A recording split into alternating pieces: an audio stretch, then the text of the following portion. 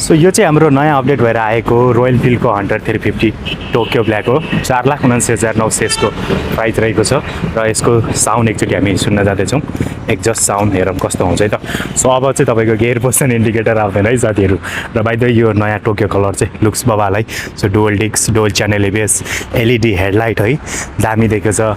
Ground kilns बढाइदिएको छ, सिटको cushion बढाइदिएको छ, स्प्रिङ सस्पेन्सन राम्रो बनाइदिएको छ होइन। अनि स्लिपर क्लच दिएको छ, ह्यान्डलको सिटिङ पोजिसन अलिकति राम्रो बनाइदिएको छ है। यसमा चाहिँ एकचोटि साउन्ड सुनौँ। यो चाहिँ आइडियल कन्डिसन र यसको साउन्ड यस्तो आउँछ ल।